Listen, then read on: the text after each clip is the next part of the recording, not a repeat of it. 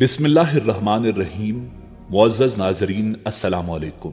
नाज़रीन, इंसान को अल्लाह रब्बुल इज़्ज़त ने अशरफुल मखलूक़ात पैदा करके अक्ल व फ़हम से नवाजा और फिर इंसान ने साइंस को अपना जेवर बनाकर इल्म व फन में कमाल महारत हासिल की। नाज़रीन, चांद पर कदम जमाने, सितारों पर कमंदें डालने और मरीख पर जिंदगी के आसार ढूंढने के बाद कंप्यूटर साइंस और टेक्नोलॉजी की ऐसी जिद्दत को छूने लगा कि रोबोटिक टेक्नोलॉजी से होता हुआ आर्टिफिशियल इंटेलिजेंस तक पहुंचकर भी इंसानी जुस्तजू का सफर खत्म नहीं हुआ और हजरत इंसान ने मसनूई बारिशें तक बरसाकर बादलों को भी अपने ताबे कर लिया। मेडिकल साइंस के मैदान में तरक्की करके न सिर्फ इंसान की औसत उम्र में इजाफा कर लिया गया, बल्कि मसनूई नस्ल कुशी से बच्चे तक पैदा करने की सलाहियत हासिल कर ली। नाज़रीन, जिद्दत के इस सफर में बारहा इंसान कुदरत के मद्दे मुकाबिल आया और कुदरत से टक्कर हमेशा ही इंसान की तबाही और बर्बादी साबित हुई। आज की वीडियो भी इसी सिलसिले की एक कड़ी है और आज हम आपको एक ऐसे रूसी साइंसदान के बारे में बताएंगे जिसने बंदरिया के पेट से इंसानी बच्चा पैदा करके दुनिया का मजबूत तरीन और फुर्तीला इंसान पैदा करने का फैसला किया और कुदरत ने उसे निशाने इबरत बना दिया। वीडियो में आगे बढ़ने से पहले अगर आप हमारे चैनल पर नए हैं तो बराए मेहरबानी हमारा चैनल सब्सक्राइब करें, जहां आपको बिलखुसूस इस्लामिक हिस्ट्री और बिलुमूम दुनिया भर की मुनफरिद मालूमात पर मबनी वीडियोस मिलती रहेंगी। अगर आपको हमारी वीडियो पसंद आए तो लाइक करके हमारी हौसला अफजाई करें। नाज़रीन, इस रूसी बायोलॉजिस्ट और साइंसदान का नाम एलिया इवानोविच इवानोव था। इवानोव रूस के शहर क्रश गबर्निया के शहर शिगरी में पैदा हुआ था। उसने 1896 में खारकोव यूनिवर्सिटी से ग्रेजुएशन किया और 1907 में मुकम्मल प्रोफेसर बन गया। नाज़रीन, 20वीं सदी के आगाज में इवानोव ने मसनूई खुराक और घोड़ों की अफजाइश के लिए एक खाद का अमली इस्तेमाल मुकम्मल किया, जिसके नताइज उस वक्त बहुत सनसनीखेज थे और इवानोव के स्टेशन पर दुनिया के कई हिस्सों से घोड़े पालने वाले अक्सर आते थे। सोवियत साइंसी दुनिया में एक आम सियासी तब्दीली के दौरान इवानोव और इब्तिदाई तहकीक और तजुर्बात में शामिल कई साइंसदान अपने ओहदे खो बैठे।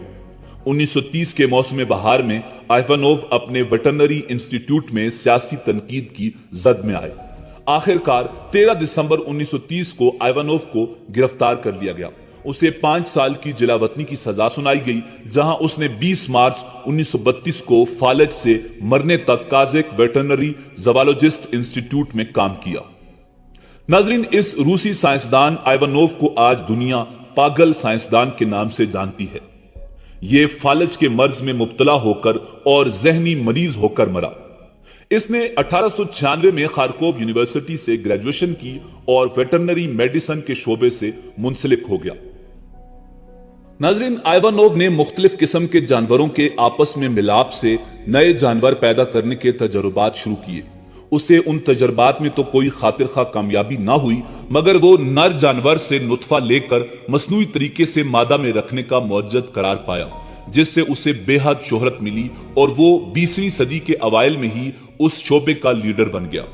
इवानोव ने जेबरे और गधी के बाहमी मिलाप समेत कई ऐसे तजुर्बात किए, मगर जिस चीज ने उसे पागल साइंसदान का लक़ब दिया वो उसकी बंदरिया और इंसान के मिलाप से एक नया जानवर या इंसान पैदा करने की कोशिश थी। उसने अपने उस मफरूजे का इजहार 1910 में ऑस्ट्रिया में होने वाली एक कॉन्फ्रेंस में किया। तब तक वो महज उस मफरूजे पर सोच विचार कर रहा था। बाद में उसने उस मफरूजे पर कई तजुर्बात किए। नाज़रीन, ये वो वक्त था जब स्टालिन अपनी फौज को मजबूत और नाकाबिले तस्खीर बनाने की शदीद ख्वाहिश में मुब्तला था।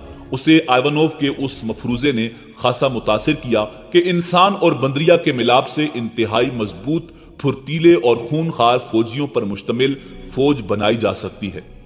उसने 1924 में इवानोव से राब्ता किया और उसे कहा, मैं एक ऐसा नया नाकाबिले शिकस्त इंसान बनाना चाहता हूं जिसे तकलीफ का एहसास ना हो, जो मज़ाहमत करने वाला हो और हम जिस तरह का खाना खाते हैं वो इससे मुख्तलिफ चीजें खाता हो। नाज़रीन, इवानोव को शायद उसी दिन का इंतजार था। उसने बगैर वक्त जाया किए तजुर्बात शुरू कर दिए। इस मकसद के लिए वो मगरबी अफ्रीका चला गया। इस काम के लिए उसे साइंस के मुख्तलिफ इदारों की तरफ से भारी चंदा दिया गया। روسی سائنس اکیڈمی نے اسے 10,000 امریکی ڈالرز کے فنڈز دیے۔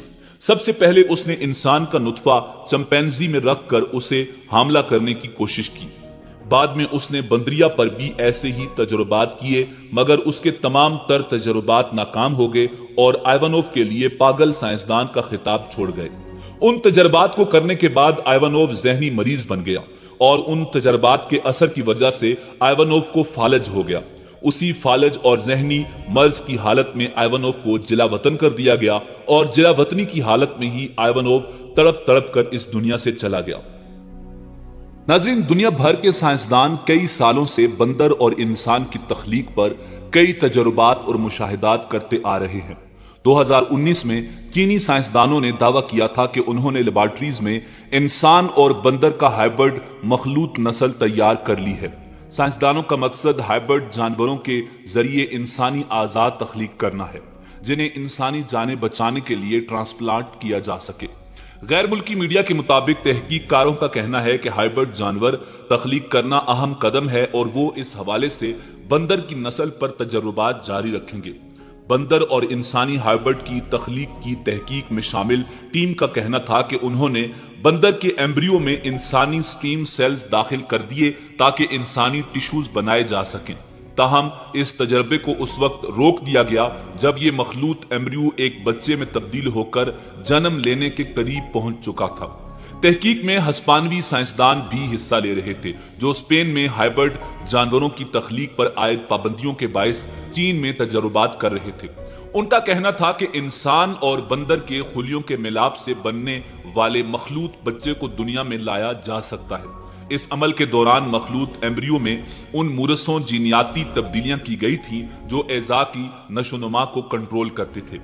ناظرین، اس تجربے پر اخلاقی اعتراضات بھی اٹھائے گئے تھے کیونکہ اس عمل سے انسانی سٹیم سیلز ہائبرڈ جانور کے دماغ میں منتقل ہونے کا خدشہ موجود تھا جس سے انسانی نسل تباہ ہو سکتی تھی۔ ناظرین، انسان سائنس اور ٹیکنالوجی میں چاہے جتنی بھی ترقی کر لے مگر اللہ رب العزت کی قدرت کے مقابل آ کر ہمیشہ ناکام ہوگا۔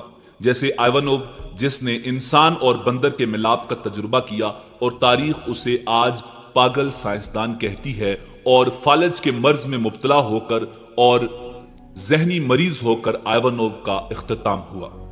ناظرین، اسی امید کے ساتھ اجازت دیجیے کہ آپ کو ہماری ویڈیو پسند آئی ہوگی۔ ملتے ہیں بہت جلد ایک نئی تاریخی اور معلوماتی ویڈیو کے ساتھ۔ اللہ رب العزت آپ کا حامی و ناصر ہو۔